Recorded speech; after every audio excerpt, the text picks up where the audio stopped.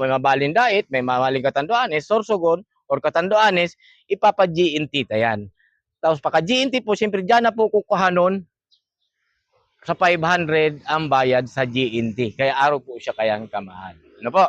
Bali 500 lang po. Ini po, sa tuyang kasubanggi, ang napag-urolayan ng Team Kamsur is 800 ang first prize. 8,000 ang first prize. Tapos second prize is 5,000. Ang third prize is 3,000. Ayan po, talagang blessed masyado si Pobreng Ahente ng Bicol. At may yung pinost ko kagabi, kinaumagahan, ay may nag-PM sa akin.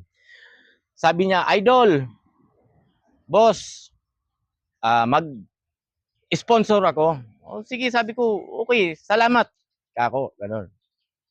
Siyempre, masaya si Pobreng Ahente ng Bicol. Kaya ngayon, yung in-sponsor niya, is ilalagay natin sa mga kain po yan, sa first place, second place, and third place. Ano po? Kaya po ngayon, ang first place po natin ay tumataging-ting na 10,000 na po siya. Tumataging-ting na 10,000 ang first place po, yung pinakamalaki na mahuhuli sa The Uragon Group Igat Hunting Competition. Yan po. Kaya po napakalaki niyan sa mga igat hunting, ano po, na the Uragon Group Igat Hunting Competition. Yan po ang first prize is 10,000 na tumataging-ting. Yan po. Tapos naman po sa second prize ay okay din. Umangat din ang ating second prize.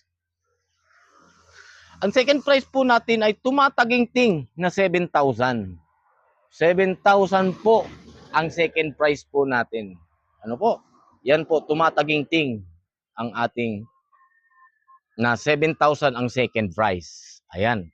Kaya hindi naman tayo malulugi sa pot money na yan na 500. Kasi malaki naman po ang pa-premyo dito sa the Igat, the Uragon Group Igat Hunting Competition. Pasensya na kayo, medyo nakakalimutan ko yung ating title kasi siyempre bago pa lang. Siyempre, hindi naman tayo masyadong katalino na para matandaan ka. Nalilimutan din yan. Ano? Anyway,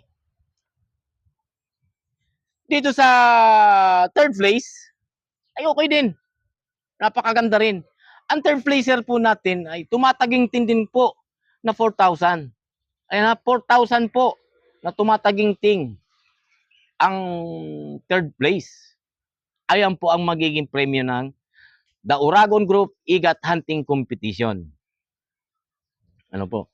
Kaya, basta po, angad ko lang na ang sumali sa The Uragon Group Igat Hunting Competition na to ngayon June, sana aga-agahan nyo ang pag-entry ninyo para po lahat naka-prepare. Para po pagsimula ay lahat naka-uniform na. Kasi dapat po lahat naka-uniform yan. Ano po?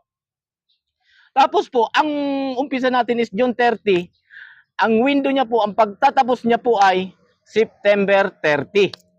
Ang pagtatapos ng ating The Uragon Group Igat Hunting Competition. Ayan po, 3 buwan po ang ating paghahunting. Mahaba-haba po yan. Binigyan ko po kayo ng time na makahuli ng mga malalaki na yung talagang pang-i-entry natin dito sa Bicol. Kaya pa lang po dito yan sa Bicol nangyari na merong naging igat hunting competition. Pero sa ako yan po, meron na rin po ang The Lord of the Hill, buong Pilipinas po yan. Ito naman po, The Uragon Group ay puro Bicolano lang na dapat nakatira dito sa Bicol. Ano po, dapat po yung nakatira sa Bicol. Pero kung nasa labas ka, hindi po namin papayagan yan. Yan po ang napagmitingan. Kaya dapat po lahat ng Bicolano. Kaya po lahat ng Bicolano, inaanyayahan po sa patimpalak na ito na sana sumali kayo dito sa ating patimpalak nito.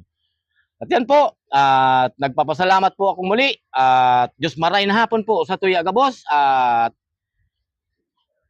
ngunyan pa lang po, nagpapasalamat na ako sa mga ma-entry digdi sa The Uragon Group Igat Hunting Competition. Ayan po, Diyos marahin hapon po sa tuya gabos. And sana paladon kita na makakuaning mamaw. Thank you very much all.